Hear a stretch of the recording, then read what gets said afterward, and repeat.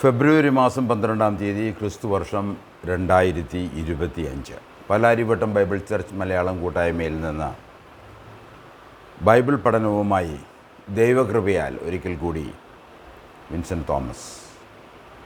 ദൈവം നൽകുന്ന അവസരങ്ങൾക്കായി ഞാൻ ദൈവത്തിന് നന്ദി പറയുന്നു. സന്ദേശം കേൾക്കുന്ന ഏവർക്കും യേശുക്രിസ്തുവിൻ്റെ നാമത്തിൽ കൃപയും സമാധാനവും നേരുന്നു. ഇന്നത്തെ തിരുവചന വായന 2 പത്രോസിൻ്റെ ലേഖനം 1-ാം അധ്യായത്തിൻ്റെ 19, 20, 21 വാക്യങ്ങളാണ്. 2 പത്രോസ് 1-ാം അധ്യായം 20, 21 വാക്യങ്ങൾ. തിരുവെഴുത്തിലെ പ്രവചനം ഒന്നും സ്വയമായ വ്യാഖ്യാനത്താൽ ഉളവാകുന്നതല്ല എന്ന് ആദ്യം തന്നെ അറിഞ്ഞുകൊള്ളണം. പ്രവചനം ഒരിക്കലും മനുഷ്യൻ്റെ ഇഷ്ടത്താൽ വന്നതല്ല, ദൈവകൽപ്പനയാൽ മനുഷ്യർ പരിശുദ്ധാത്മ നിയോഗം പ്രാപിച്ചിട്ട് സംസാരിച്ചതത്രേ. നമുക്ക് പ്രാർത്ഥിച്ച് ഇന്നത്തെ ബൈബിളിൽ നിന്നുള്ള സന്ദേശം ശ്രവിക്കാം. ഞങ്ങളുടെ സ്വർഗസ്ഥ പിതാവേ, അവിടത്തേക്ക് ഞങ്ങൾ നന്ദിയും സ്തുതിയും സ്തോത്രവും അർപ്പിക്കുന്നു. അതിന് കാരണം അവിടുന്ന് ഞങ്ങളുടെ സൃഷ്ടാവും അനാദിയും ശാശ്വതമായ ഒരു ദൈവമായിരിക്കാൻ മാത്രമാണ്. അവിടുന്ന് അനന്യൻ, അവിടുത്തെ പോലെ ആരുമില്ല, അവിടത്തേക്ക് സമമായ ഒരുത്തനും ഇല്ല. എല്ലാം അവിടത്തേക്കും ആയി ഇരിക്കിയാൽ ഞങ്ങൾ നന്ദിയോടെ സ്തുതിക്കുന്നു. അതായത് ഇപ്പോൾ ദൈവത്തെക്കുറിച്ചും ദൈവവചനത്തെക്കുറിച്ചും ഞങ്ങൾ പഠിക്കുമ്പോൾ ഞങ്ങളെ പരിശുദ്ധാത്മാവിനെ സഹായിക്കണമേ എന്ന് ഞങ്ങൾ അപേക്ഷിക്കുന്നു. യേശുക്രിസ്തുവിൻ്റെ നാമത്തിൽ അപേക്ഷിക്കുന്നു, ആമേൻ. ഈ വർഷം നാം ആരംഭിച്ചത് ദൈവത്തിൽ നിന്നാണ്. സങ്കീർത്തനം 90-ൻ്റെ 2-ാം വാക്യം വായിച്ചുകൊണ്ടാണ് നമ്മൾ തുടങ്ങിയത്. പ്രപഞ്ച സൃഷ്ടിക്ക് മുമ്പ് അനാദിയായും ശാശ്വതമായും ദൈവം ഉണ്ട്. ദൈവം അദൃശ്യവും ദൃശ്യവുമായ എല്ലാം സൃഷ്ടിച്ചു. ദൈവം സൃഷ്ടിയിൽ പ്രവർത്തിക്കുന്നു. ഈ ദൈവം തന്നെക്കുറിച്ചുള്ള സ്വയമായ വെളിപ്പാടുകൾ വെളിപ്പെടുത്തുകയും കാലാകാലങ്ങളിലായ അത് പ്രവാചകന്മാരിലൂടെ എഴുത്തുകാരിലൂടെ അത് വെളിപ്പെടുത്തുകയും ചരിത്രത്തിൽ വെളിപ്പെടുത്തുകയും തൻ്റെ പുത്രനെ അയക്കുകയും ഈ വചനങ്ങൾ എഴുതപ്പെടുകയും സൂക്ഷിക്കപ്പെടുകയും ചെയ്തു. രചിക്കപ്പെട്ടു, സൂക്ഷിക്കപ്പെട്ടു. അതാണ് ദൈവവചനം. അതുമാത്രമല്ല, ഈ ദൈവം തൻ്റെ മഹത്വത്തിനായി തൻ്റെ ഇഷ്ടം, തൻ്റെ ഹിതം നിറവേറ്റുവാൻ തക്കവണ്ണം മനുഷ്യ ഹൃദയങ്ങളിൽ പ്രവർത്തിക്കുന്നു, മനുഷ്യരിടയിൽ പ്രവർത്തിക്കുന്നു, ഈ പ്രപഞ്ചത്തിൽ പ്രവർത്തിക്കുന്നു, ഈ ലോകത്തിൽ പ്രവർത്തിക്കുന്നു, ഇന്നും പ്രവർത്തിച്ചുകൊണ്ടിരിക്കുകയാണ്. അതുകൊണ്ടാണ് നാം അവിടെ ആരംഭിച്ചത്. എപ്പോഴും ദൈവത്തിൽ നിന്ന് ആരംഭിക്കണം, തുടരണം. നമ്മൾ ദൈവത്തോടുള്ള കൂട്ടായ്മയിൽ, ദൈവത്തോടുള്ള ബന്ധത്തിൽ നമ്മുടെ ജീവിതം തുടരുകയും വേണം. അത് നിത്യമായ ഒരു ബന്ധമായി തീരുകയാണ്. എത്രയോ അനുഗ്രഹീതമായ ഒരു ശുശ്രൂഷയാണ് ഇവിടെ നടക്കുന്നത്. ഞാനും നിങ്ങളും ഇത് അനുഗ്രഹിക്കപ്പെടണം എന്ന് തന്നെയാണ് നാം ആഗ്രഹിക്കുന്നത്. അതിനുശേഷം വിവിധ മത നേതാക്കളുടെ ജനനം, വിവിധ മതങ്ങളുടെ ആരംഭം നാം പരിഗണിച്ചു. ബാബേലിൽ തുടങ്ങിയ മതങ്ങൾ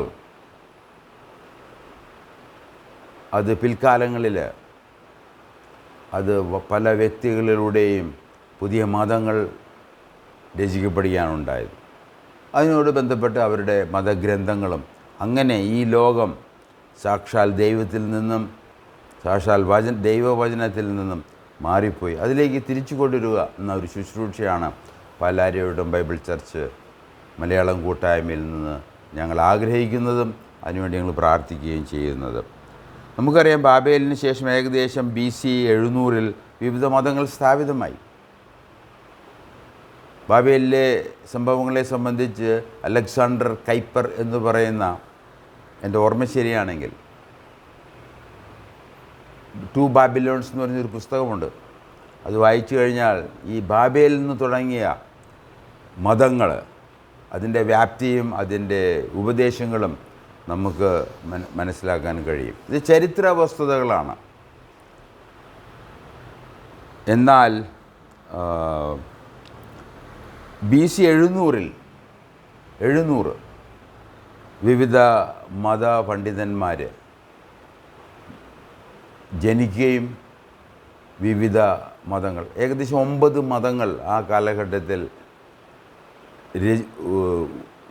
ഉടലെടുത്തതായി, മതഗ്രന്ഥങ്ങൾ ഉടലെടുത്തതായി നമുക്ക് ചരിത്രത്തിൽ നിന്ന് പഠിക്കാവുന്ന വിഷയങ്ങളാണ്. 700 എന്നൊക്കെ ഞാൻ പറയുമ്പോൾ അങ്ങോട്ടും ഇങ്ങോട്ടും അല്പം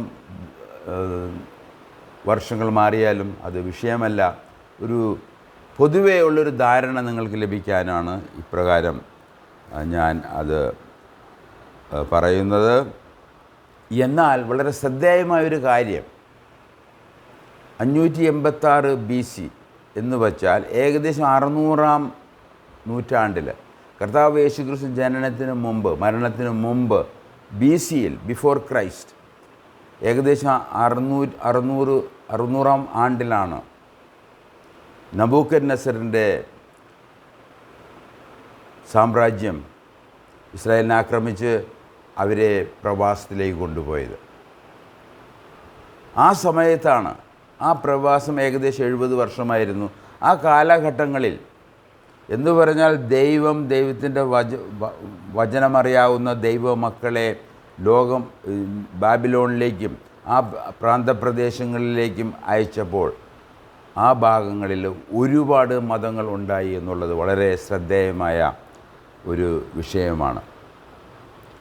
അക്കാലത്ത് വിവിധ മതഗ്രന്ഥങ്ങളും രചിക്കപ്പെടുകയാണ് ഉണ്ടായത്. എന്നാൽ പുതിയ നിയമത്തിലേക്ക് വരുമ്പോൾ, പുതിയ നിയമം രചിക്കപ്പെട്ടതിന് ശേഷം ആദ്യത്തെ ഒരു നൂറ്റാണ്ടിൽ, 1-ാം നൂറ്റാണ്ടിൽ തന്നെ പുതിയ നിയമം പൂർണ്ണമായും രചിക്കപ്പെട്ടു. എന്നാൽ അത് നമ്മളിലേക്ക് എത്തുന്നതിന്, അന്നത്തെ സഭകളിലേക്ക് എത്തുന്നതിന് ഏകദേശം വേറൊരു 100 വർഷം എത്തിയിരിക്കാം. എന്നാൽ പുതിയ നിയമ കാലഘട്ടത്തിൽ ധാരാളം നിരവധി മതനേതാക്കൾ ജനിക്കുകയും മതഗ്രന്ഥങ്ങൾ രചിക്കപ്പെടുകയും ചെയ്തിട്ടുണ്ട്.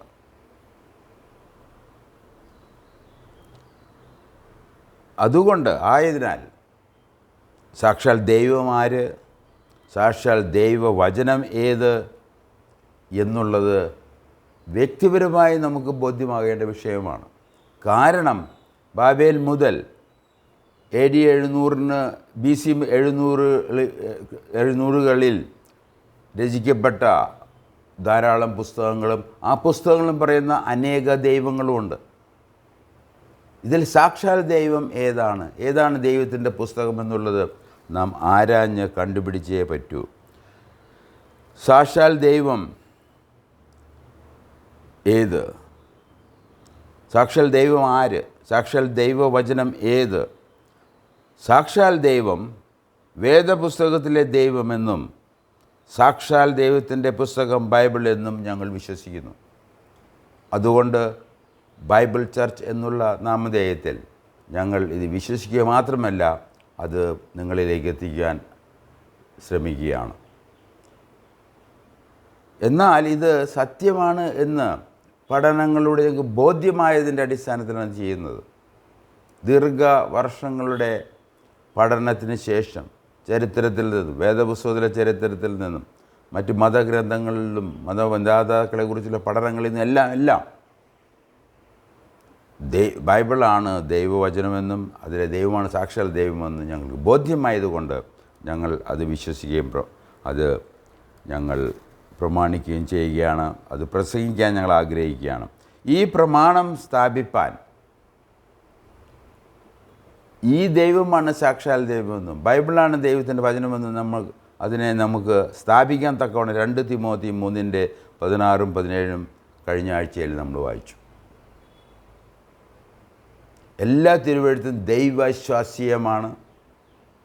മനുഷ്യജീവിതത്തിന്, നമ്മുടെ എല്ലാ നിലകളിലും സർവമേഖലയിലും മനുഷ്യജീവിതത്തിൻ്റെ സകല മേഖലയിലും ദൈവവചനമാകുന്ന ബൈബിൾ അത് പ്രയോജനമുള്ളതാകുന്നു എന്ന് ദൈവവചനം തന്നെ പറയുകയാണ്. അതുകൊണ്ട് അത് വളരെ പ്രധാനപ്പെട്ട ഒരു പ്രമാണവും അത് നിങ്ങളിലേക്ക് എത്തിക്കുക എന്നുള്ള ഒരു ഉത്തരവാദിത്വവും ഞങ്ങൾ ഏറ്റെടുത്തിരിക്കുകയാണ്. എന്നാൽ ഇന്നത്തെ ചിന്ത ദൈവം രചിക്കപ്പെട്ട രീതി അതിനെ സംബന്ധിച്ചതാണ്. ഇതെങ്ങനെയാണ് രചിക്കപ്പെട്ടത്? അതാണ് നമ്മൾ വായിച്ചത്.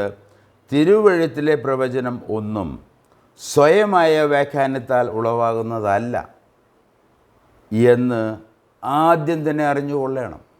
അതുകൊണ്ട് നമ്മൾ വിശ്വസിക്കുന്ന ആ ഗ്രന്ഥം അത് ആദ്യമായിട്ട് അത് ശരിയാണോ തെറ്റാണോ എന്നുള്ളത് നമുക്ക് ബോധ്യമാകേണ്ട ആവശ്യമുണ്ട്. നമ്മൾ ദൈവത്തിൽ നിന്ന് തുടങ്ങുന്നില്ല, ദൈവത്തിൻ്റെ വചനത്തിൽ നിന്ന് തുടങ്ങുന്നില്ല എങ്കിൽ നമ്മൾ തെറ്റിലേക്ക് ചെന്നെത്തുമെന്നുള്ളതിന് തീർച്ചയായിട്ടും അതിന് രണ്ട് പക്ഷമില്ല. അതുപോലെ തന്നെ 21-ാം അധ്യായത്തിൽ 21-ാം വാക്യത്തിൽ പിന്നെ ഒരിക്കലും മനുഷ്യൻ്റെ ഇഷ്ടത്താൽ വന്നതല്ല. എന്നാൽ മതങ്ങൾ പൂർണ്ണമായിട്ടും അത് മനുഷ്യൻ്റെ ചിന്തയിൽ നിന്ന് വന്ന മനുഷ്യനിർമ്മിതമായ രചനകളാണ്. എന്നാൽ ബൈബിളിലെ ദൈവത്തിൻ്റെ വചനത്തിലെ തിരുവെഴുത്തിലെ പ്രവചനം ഒരിക്കലും മനുഷ്യൻ്റെ ഇഷ്ടത്താൽ വന്നതല്ല.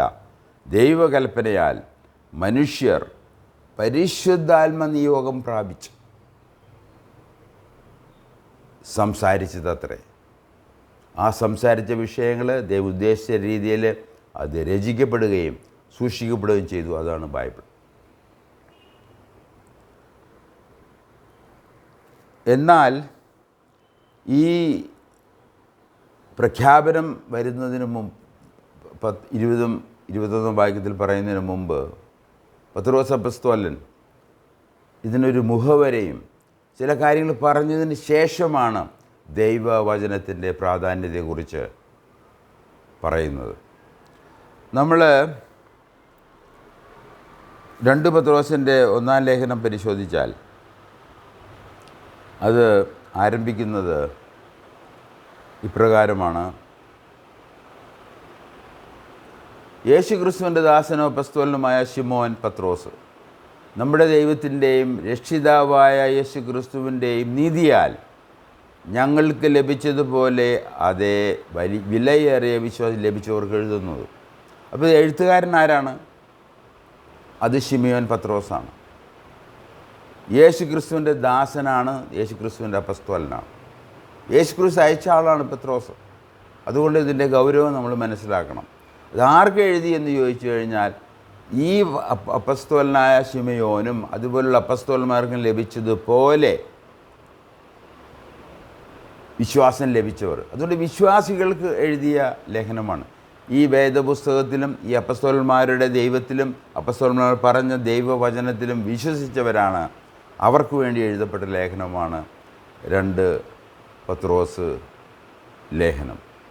അത് ദൈവം രചിക്കുക മാത്രമല്ല സൂക്ഷിക്കുകയും അത് ഇന്ന് നമുക്ക് ലഭ്യമാക്കിയിരിക്കുകയാണ്. നമ്മൾ ദൈവത്തോട് എത്രയോ നന്ദിയുള്ളവരായിരിക്കണം. ഈ ദൈവവചനം ഉണ്ടായിട്ടും നമുക്ക് നമ്മുടെ കയ്യിലുണ്ടായിട്ടും അത് വായിക്കാതിരിക്കുന്നത്, ആ ദൈവത്തിനെ നമ്മൾ നമസ്കരിക്കാതിരിക്കുന്നത് എനിക്ക് തോന്നുന്നത് അത് ശരിയല്ല. തീർച്ചയായിട്ടും അതുകൊണ്ട് നിങ്ങൾ ദൈവവചനത്തിലേക്ക് തിരിയണം, അത് വായിക്കണം, ആ ദൈവത്തെ മനസ്സിലാക്കി ആ ദൈവത്തിൽ പറയുന്നത് പോലെ യേശുക്രിസ്തുവിൽ വിശ്വസിച്ച് നാം രക്ഷ പ്രാപിക്കേണ്ടത് അത്യന്തം പ്രധാനപ്പെട്ട ഒരു കാര്യം തന്നെയാണ്. അപ്പോൾ അതുകൊണ്ട് 1-ാം വാക്യത്തിൽ ആരെഴുതി, ആർക്കെഴുതി, അവരെല്ലാവരും തന്നെ എഴുത്തുകാരനും വായനക്കാരും അവർ വിശ്വാസികളായിരുന്നു എന്നുള്ളത്. ആരെയാണ് വിശ്വസിച്ചെന്നുള്ളത് എഴുതിയിട്ടുണ്ട്. ദൈവത്തിൻ്റെയും നമ്മുടെ കർത്താവ് യേശുക്രിസ്തുവിൻ്റെ പരിജ്ഞാനം നിങ്ങൾക്ക് കൃപയും സമാധാനം വർദ്ധിക്കുമാറാവട്ടെ. അവരെ ആശംസിക്കുന്നത് ദൈവത്തിൻ്റെയും നമ്മുടെ കർത്താവ് യേശുക്രിസ്തുവിൻ്റെയും പരിജ്ഞാനത്തിന് നിങ്ങൾക്ക് കൃപയും സമാധാനം ഉണ്ടാകട്ടെ എന്നാണ്. അതുകൊണ്ടാണ് നമ്മുടെ ഒരു ശുശ്രൂഷയിൽ നാം നിങ്ങൾക്ക് സമാധാനം നേരുന്നത്. നമുക്ക് സമാധാനവും കൃപയും നൽകാൻ തക്കവണ്ണം ദൈവത്തിന് മാത്രമേ സാധിക്കുകയുള്ളൂ. അത് കർത്താവ് യേശുക്രിസ്തു ലഭ്യമാക്കുക ആക്കിയിരിക്കുകയാണ്. അതാണ് എന്നും നിങ്ങളെ ബോധ്യപ്പെടുത്താനാണ് ഞങ്ങൾ ശ്രമിച്ച് വരുന്നത്. 1-2 വാക്യങ്ങൾ നമ്മൾ വായിക്കുമ്പോൾ വളരെ പ്രധാനപ്പെട്ട ഒന്ന് അതിൻ്റെ വെർബ്സും പാർട്ടിസിപ്പിളൊക്കെ ഞാനൊന്ന് പരിശോധിച്ച് നോക്കിയാണ് ഉണ്ടായത്. അത് വളരെ പ്രധാനപ്പെട്ടത്. അതിൻ്റെ കർമ്മം എന്താണ്, അതിൻ്റെ ക്രിയ എന്താണ്, അതിൻ്റെ സബ്ജക്റ്റ് എന്താണെന്നുള്ള കാര്യങ്ങൾ പരിശോധിക്കുമ്പോൾ യേശുക്രിസ്തുവിൻ്റെ നീതിയാൽ ഞങ്ങൾക്ക് ലഭിച്ചതുപോലെ അതേ വിലയേറിയ വിശ്വാസം ലഭിച്ചവർക്ക്. അതുകൊണ്ട് ഒരു വിശ്വാസമേ ഉള്ളൂ. ആ വിശ്വാസത്തിൻ്റെ ആകത്തുക കർത്താവായ യേശുക്രിസ്തുവാണ്. ദൈവം അയച്ച തൻ്റെ പുത്രനാണ്. ആ പുത്രൻ്റെ കാൽവരി മരണമാണ്, അവൻ്റെ പുനരുത്ഥാനമാണ് എന്നുള്ളതും അതുവഴി ലഭിക്കുന്ന, ആ വിശ്വാസം വഴി ലഭിക്കുന്ന നിത്യരക്ഷയും നീതീകരണവും പാപക്ഷമയും ഒക്കെയാണ് വിഷയങ്ങൾ. അങ്ങനെ വിശ്വസിച്ചവർക്കാണ് ഈ എഴുതുന്നത്. അതുമാത്രമല്ല, അതിൻ്റെ 2-ാം വാക്യത്തിൽ നിങ്ങൾക്ക് കൃപയും സമാധാനം വർദ്ധിക്കുമാറാകട്ടെ. ഒരു വർധന. നമ്മൾ കൃപയിലേക്ക് പ്രവേശിക്കുന്നു, സമാധാനത്തിലേക്ക് പ്രവേശിക്കുന്നു. അത് കർത്താവായ യേശുക്രിസ്തു വിശ്വാസം വഴിയാണ്. അതിൽ വർധനയുണ്ടാകണം എന്ന് തന്നെയാണ് പൗലോസ് അപ്പോസ്തലൻ അവരെ പ്രബോധിപ്പിക്കുന്നത്. അതുവഴി നമ്മളെയും പ്രബോധിപ്പിക്കുന്നു. നമ്മൾ വർധനയുണ്ടാകണം. ആ വർധന എപ്രകാരമായിരിക്കണം എന്നുള്ളതും ദൈവവചനത്തിൽ ശക്തമായിട്ട് എഴുതിയിട്ടുണ്ട്. അതെങ്ങനെ ആയിരിക്കണമെന്നുള്ളത് 3-4 വാക്യങ്ങളാണ്. തൻ്റെ മഹത്വത്താലും വീര്യത്താലും നമ്മെ വിളിച്ചവൻ്റെ പരിജ്ഞാനത്താൽ അവൻ്റെ ദിവ്യശക്തി ജീവനും ഭക്തിക്കും വേണ്ടിയതൊക്കെയും നമുക്ക് ദാനം ചെയ്തിരിക്കുന്നു. എങ്ങനെയാണ് നമ്മുടെ കൃപയിൽ സമാധാനം വർധന ഉണ്ടാകേണ്ടത്? പറയുകയാണ്, നമുക്ക് ചില കാര്യങ്ങൾ അവൻ ദാനം ചെയ്തിരിക്കുകയാണ്. ആ ദാനത്തിൻ്റെ മഹത്വം, അതിൻ്റെ വീര്യം, മഹത്വം, വിളിച്ചവൻ്റെ പരിജ്ഞാനം എന്നുള്ള ദിവ്യശക്തിയും ജീവനും ഭക്തിക്കും വേണ്ടതെല്ലാം ഒക്കെയും നമുക്ക് ദാനം ചെയ്തിരിക്കുകയാണ്. അതുകൊണ്ട് നമ്മുടെ ജീവിതത്തിൽ ഈ കൃപയ്ക്കും സമാധാനത്തിനും വർധനയുണ്ടാകേണ്ടതിന് അവയാൽ, എന്തിനാൽ ദൈവം തന്നിരിക്കുന്ന ഈ ദാനങ്ങൾ കൊണ്ട് നാം എന്ത് ചെയ്യണം? വർധനയുണ്ടാവണം. നമ്മുടെ ജീവിതത്തിൽ ഗ്രോത്ത് ഉണ്ടാകണം. കൃപയും സമാധാനവും വർദ്ധിച്ചു വരണം എന്ന് തന്നെയാണ് ദൈവം നമ്മളെക്കുറിച്ച് ആഗ്രഹിക്കുന്നത്. അതാണ് 3-4 വാക്യങ്ങളിൽ നാം മനസ്സിലാക്കുന്നത്. എന്നാൽ 4-ാം വാക്യത്തിൽ അവിടെ ഒരു പ്രധാന 2 കാര്യങ്ങൾ എഴുതിയിട്ടുണ്ട്. ഈ ലേഖനത്തിൻ്റെ ഉദ്ദേശം എന്താണ്? ദൈവം തൻ്റെ പുത്രനെ ഭൂമിയിലേക്ക് അയച്ചതിൻ്റെ ഉദ്ദേശം, നമുക്ക് ഈ എഴുതുവാൻ തക്കവണ്ണം പത്രോസിന് കൃപയും സമാധാനവും ലഭിച്ചത് എന്തിനു വേണ്ടിയാണ്? പ്രവചനങ്ങളുടെ ആവശ്യം എന്താണ്? ഇതിൻ്റെ എല്ലാത്തിൽ നിന്ന് ദൈവം ഉദ്ദേശിക്കുന്ന കാര്യം, ഈ വിശ്വാസികളിൽ, ഇത് വിശ്വസിക്കുന്നവരിൽ 2 കാര്യങ്ങൾ ഉദ്ദേശിച്ചുകൊണ്ടാണ് ഇവിടെ എഴുതുന്നത്. ഒന്ന്, ദിവ്യ സ്വഭാവത്തിന് കൂട്ടാളികളായി തീരണം. ദൈവിക സ്വഭാവത്തിന് കൂട്ടാളികളായി തീരുക എന്നുള്ളതാണ് ഈ ലേഖനത്തിൻ്റെ ഉദ്ദേശം. അതുപോലെ തന്നെ അത് അതിൻ്റെ പോസിറ്റീവ് സൈഡാണ്, നമ്മളിൽ നടക്കേണ്ട ഒരു കാര്യമാണ്. രണ്ടാമത് നടക്കേണ്ടത് എന്ന് വെച്ച് കഴിഞ്ഞാൽ, ഇവയാൽ നിങ്ങൾ ലോകത്തിൽ മോഹത്താലുള്ള നാശം വിട്ടൊഴിഞ്ഞിട്ട്. അപ്പോൾ വിട്ടൊഴിക്കുക, എസ്കേപ്പ് എന്നാണ് ഇംഗ്ലീഷിൽ എഴുതിയിരിക്കുന്നത്. ചില കാര്യങ്ങളിൽ നമ്മൾ വിട്ട് ഒഴിയണം. അതുമാത്രമല്ല, ചില കാര്യങ്ങൾ നമ്മുടെ ജീവിതത്തിൽ അത് സാക്ഷാത്കാരമാകണം. അപ്പോൾ അതുകൊണ്ട് ഇവിടെ പറയും, നമുക്ക് ദിവ്യ സ്വഭാവമുള്ളവരാകേണ്ടതിന് ദൈവം ആഗ്രഹിക്കുന്നു. അതിനുവേണ്ടി നമ്മളെന്താ ചെയ്യേണ്ടത്? നമ്മുടെ ഉത്തരവാദിത്വം എന്താണ്? ഈ ലോകത്തിൻ്റെ മോഹത്താലുള്ള നാശം വിട്ടൊഴിയണം. ഈ രണ്ടിൻ്റെ ഇടയ്ക്കാണ് ദൈവവും ദൈവവചനത്തിൻ്റെയും പ്രാധാന്യം. ഞങ്ങളെപ്പോലുള്ള ശുശ്രൂഷകന്മാരുടെ ഉദ്ദേശം അത് തന്നെയാണ്. ദൈവ സ്വഭാവമുള്ളവരായി തീരുക. ദൈവം ഇങ്ങനെ ഒരു സാധ്യത നമുക്കുണ്ട് എന്ന് മറ്റുള്ളവരെ പഠിപ്പിക്കുക. അപ്പോൾ അങ്ങനെ ഈ 3-4 വാക്യത്തിൽ ഈ ലേഖനത്തിൻ്റെ ഉദ്ദേശം വളരെ ശക്തമായി നമ്മളെ പഠിപ്പിക്കണം. അതിൽ 3-ാം വാക്യത്തിൽ നമ്മളെ വിളിച്ചവൻ വിളിച്ചുവെന്നും അവൻ നമുക്ക് ചില കാര്യങ്ങൾ ദാനമായി നൽകി എന്നെല്ലാം എഴുതിയിട്ടുണ്ട്. എന്നിട്ട് പറയുകയാണ്, എന്ന് പറഞ്ഞാൽ ദൈവം നമ്മുടെ ആഗ്രഹങ്ങൾ, ദൈവത്തിന് നമ്മളെക്കുറിച്ചുള്ള ആഗ്രഹങ്ങൾ നമ്മൾ വിശ്വസിക്കണം. വിശ്വാസികളെ സംബന്ധിച്ചുള്ള ആഗ്രഹങ്ങൾ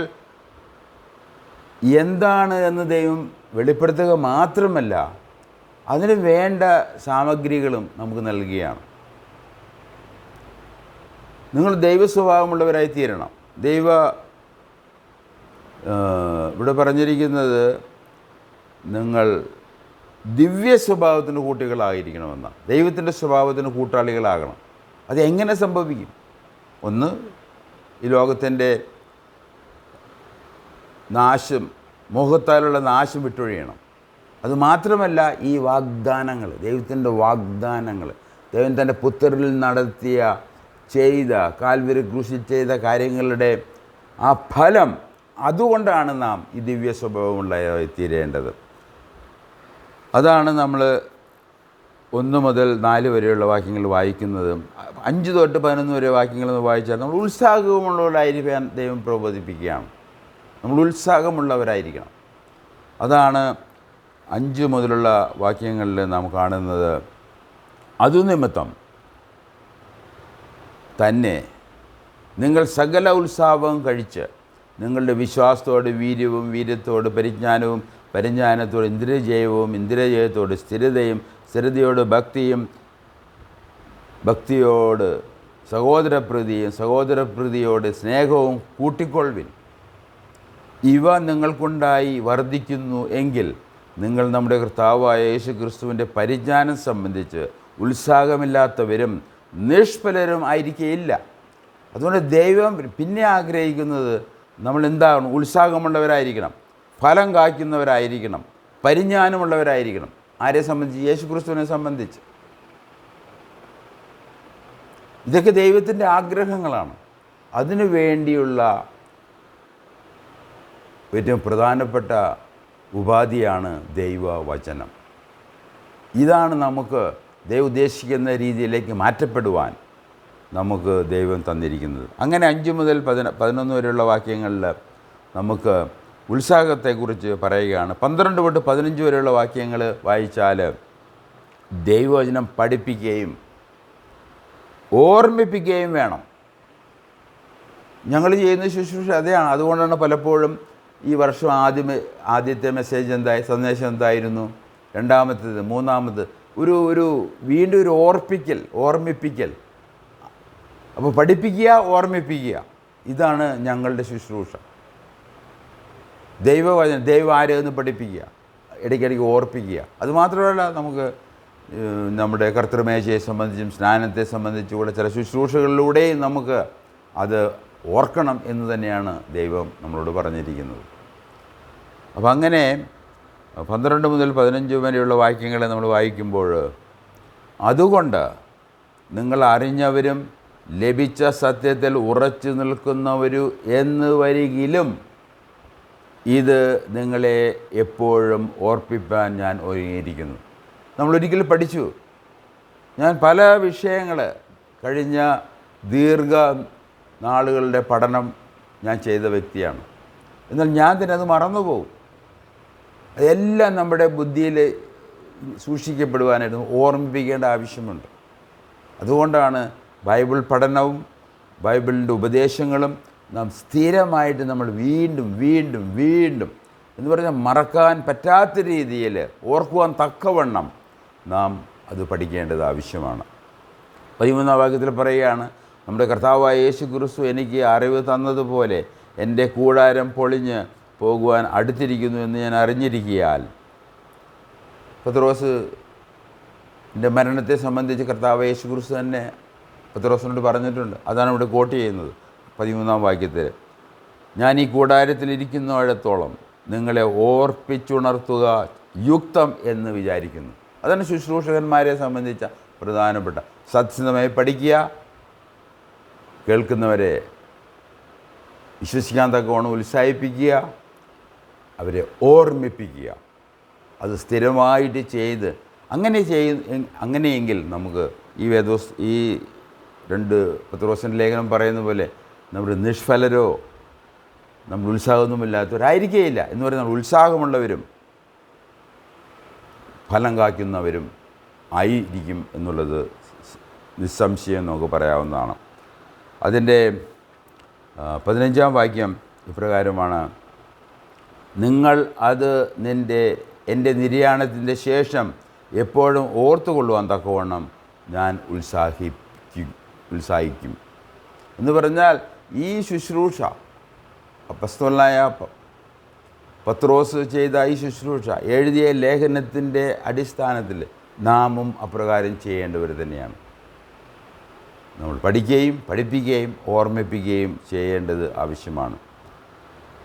അതിൻ്റെ 16ഉം 18ഉം വാക്യങ്ങൾ നമ്മൾ വായിക്കുമ്പോൾ പറയുന്നത് വളരെ ശക്തമായ ഒരു ഉപദേശം കൂടിയാണ്. അത് നിങ്ങൾ ശ്രദ്ധിക്കണമെന്ന് ഞാൻ വിചാരിക്കുകയാണ്.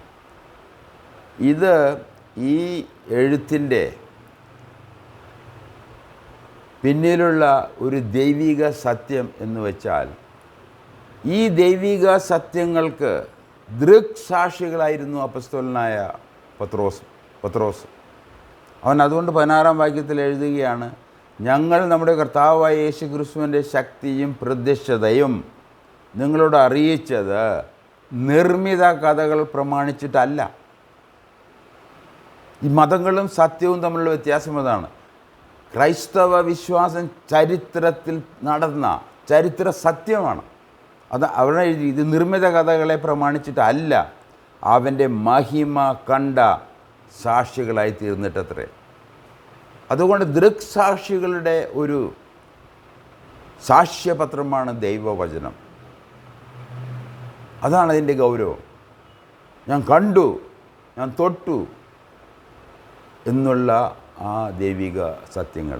അതിൻ്റെ 17ആം വാക്യത്തിൽ ഇവൻ എൻ്റെ പ്രിയപുത്രൻ, ഇവങ്കിൽ ഞാൻ പ്രസാദിച്ചിരിക്കുന്നു എന്നുള്ള ശബ്ദം അതിശ്രേഷ്ഠ തേജസ്സിൽ നിന്ന് വന്നപ്പോൾ പിതാവായ ദൈവത്താൽ അവന് മാനവും തേജസ്സും ലഭിച്ചു.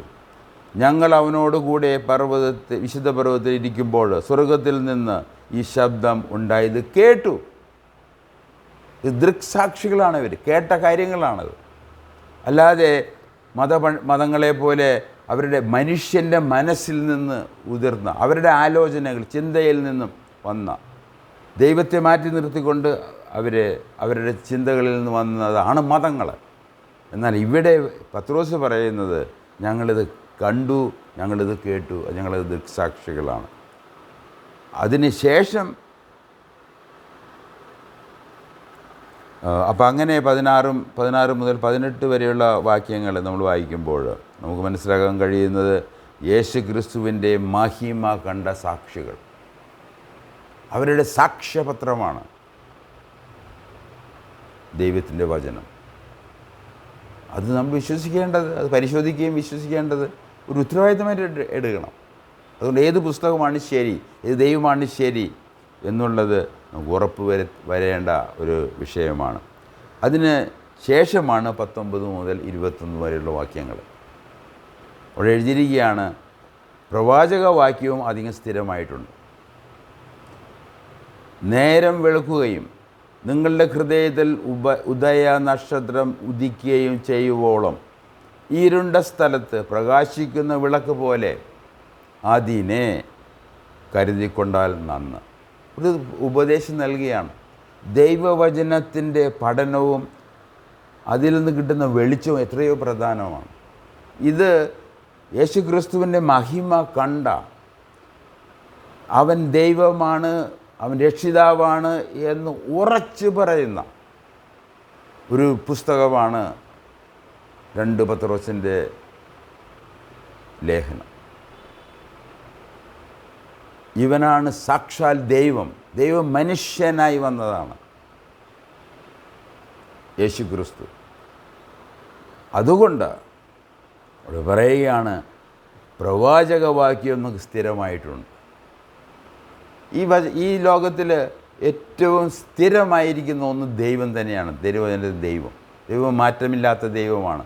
അതുപോലെ ഇതിൻ്റെ മാറ്റമില്ലാത്ത വചനമാണ് ഞങ്ങൾ ഈ വേദപുസ്തകത്തിൽ നിങ്ങളെ പഠിപ്പിക്കുന്നത്. അതിൻ്റെ 20, 21 വാക്യപ്രകാരമാണ് മുന്നോട്ട് പോകുന്നത്.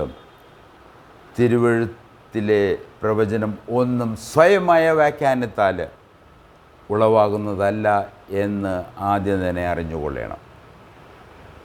ഇത് മനുഷ്യൻ്റെ വ്യാഖ്യാനമല്ല, ഇത് ദൈവത്തിൻ്റെ പരിശുദ്ധാത്മാവ് നിയോഗം പ്രാപിച്ച് സംസാരിച്ചത് അത്ര. അതുകൊണ്ടാണ് ഈ കാര്യങ്ങൾ പഠിപ്പിക്കുന്ന എനിക്കും ഒരു ഉത്തരവാദിത്വമുണ്ട്. അത് എന്താണ് ആ ഉത്തരവാദിത്വം? ദൈവവചനം എന്തു പറയുന്നു അതിനെക്കുറിച്ചുള്ള എൻ്റെ വ്യാഖ്യാനമല്ല സത്യം. ദൈവവചനം എന്തു പറയുന്നു അതാണ് സത്യം.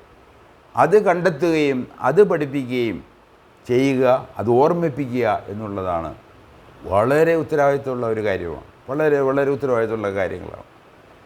അത് ദൈവം കഴിഞ്ഞ നാളുകളിൽ ചെയ്യാൻ സഹായിക്കുന്നു എന്നുള്ളത് അത്ഭുതകരമായൊരു കാര്യമാണ് ഞങ്ങളുടെ മിനിസ്ട്രിയിൽ. അപ്പോൾ അങ്ങനെ തിരുവെഴുത്തിലെ പ്രവചനം ഒന്നും സ്വയമായ വ്യാഖ്യാനത്തിൽ ഉളവാകുന്നതല്ല എന്ന് ആദ്യം തന്നെ അറിഞ്ഞുകൊള്ളണം. പ്രവചനം ഒരിക്കലും ദൈവത്തിൻ്റെ ഇഷ്ടത്താൽ വന്നതല്ല, ദൈവകൽപ്പനയാൽ മനുഷ്യർ പരിശുദ്ധാത്മ നിയോഗം പ്രാപിച്ചിട്ട് സംസാരിച്ചത് അത്ര. അപ്പം അങ്ങനെ നമ്മൾ ഇന്ന് ഇവിടെ പറയുന്ന കാര്യങ്ങളുടെ സാരം ഇപ്രകാരമാണ്. ഒന്നാമതായിട്ട് ദൈവമാര്, ദൈവത്തിൻ്റെ വചനമേത്, ആ പ്രമാണം നമ്മൾ ആദ്യമേ ബോധ്യപ്പെടേണ്ട ആവശ്യമുണ്ട്. അത് ദൈവവചനം ബൈബിളാണ്. ബൈബിളിൻ്റെ ദൈവമാണ്, സാക്ഷാൽ ദൈവം. ഈ ദൈവമാണ് തൻ്റെ പുത്രൻ്റെ ഭൂമിയിലേക്ക് അയച്ചത്. അവനോട് പാപങ്ങൾക്ക് പരിഹാരമായിട്ട് അവൻ മരിച്ചു. അതുകൊണ്ടാണ് ഇവിടെ പത്രോസ് ഈ എഴുത്ത് വായിക്കുന്നവരോട് പറയുകയാണ്, നിങ്ങളുടെ പാപങ്ങൾ ക്ഷമിച്ച കാര്യങ്ങൾ നിങ്ങൾ ഓർക്കണം. ദൈവം നമ്മളോട് കാണിച്ച കരുണ, നമുക്കൊരു അവസരം നൽകി. ഈ പ്രപഞ്ചത്തിൽ നമ്മൾ പാപികളായിരിക്കുമ്പോൾ തന്നെ തൻ്റെ പുത്രനെ നമുക്ക് വേണ്ടി അയച്ചു. അങ്ങനെയുള്ള വലിയ കാര്യങ്ങൾ നമ്മൾ നമ്മൾ പലപ്പോഴും മറന്നു പോകുന്നവരാണ്. നമ്മുടെ താല്പര്യങ്ങളും നമ്മുടെ തിരക്കിനിടയിൽ നമ്മൾ ദൈവം നമുക്ക് ചെയ്ത അനുഗ്രഹങ്ങൾ മറന്നു പോകുന്നവരാണ്. അത് ഓർക്കണം. നമ്മൾ ദൈവത്തെ ഓർക്കണം, ചെയ്ത ഉപകാരങ്ങൾ ഓർക്കണം, ക്രിസ്തുവിനെ ഓർക്കണം, കാൽവരിയെ ഓർക്കണം, പാപക്ഷമയെ ഓർക്കണം, നിത്യമായ പ്രത്യാശ, ദൈവം ഉദ്ദേശിക്കുന്ന കാര്യങ്ങൾ നമ്മുടെ ജീവിതത്തിൽ സഫലമാകണം, നിത്യമായ പ്രത്യാശയുള്ളവരായിട്ട് ജീവിക്കണം. നമ്മൾ വായിച്ചതുപോലെ കൃപയും സമാധാനം വർദ്ധിക്കേണ്ട ആവശ്യമുണ്ട്. അപ്പോൾ ഈ കാര്യങ്ങൾ ഈ സന്ദേശ സാരം ഇപ്രകാരമാണ്. അതുകൊണ്ട് ദൈവം നമ്മളെ സഹായിക്കട്ടെ. നമുക്ക് പ്രാർത്ഥിച്ച് നമ്മുടെ ക്ലാസ് ഇന്ന് അവസാനിപ്പിക്കാം. ഞങ്ങളുടെ ദൈവമായ കർത്താവേ, സ്വർഗീയ പിതാവേ, അവിടുത്തെ പ്രിയ പുത്രനായ യേശു ക്രിസ്തുവിനായിട്ട് ഞങ്ങൾ നന്ദി പറയുന്നു. അവനെ കണ്ട് അവൻ്റെ വചനം കേട്ട്, സ്വർഗത്തിലെ പിതാവിൻ്റെ വചനം കേട്ട് അതിൻ്റെ സാക്ഷികളായി എഴുതിയിരിക്കുന്ന വചനത്തിനായിട്ട് ഞങ്ങൾ നന്ദിയോടെ സ്തുതിക്കുന്നു. ഇത് വിശ്വസിക്കുവാനും ഈ ലേഖനത്തിൽ പറയുന്നത് പോലെ ഞങ്ങൾക്ക് വർധനയുണ്ടാകുവാനും ഞങ്ങൾ ഉപകാരവും ഗുണവുമുള്ളവരായി തീരുവാനും കർത്താവ് ഞങ്ങളെ സഹായിക്കണമേ. അനുഗ്രഹത്തോടെ പറഞ്ഞയക്കണമേ എന്ന് അടിയങ്ങൾ അപേക്ഷിക്കുന്നു. മാനവും മഹത്വവും അവിടത്തേക്ക് തന്നെ യേശു ക്രിസ്തുവിൻ്റെ നാമത്തിൽ അപേക്ഷിക്കുന്നു. ആമേൻ. കേട്ടതിന് നന്ദി. ദൈവം അനുവദിച്ചാൽ അടുത്ത ആഴ്ച കാണാം, കേൾക്കാം. Thank you.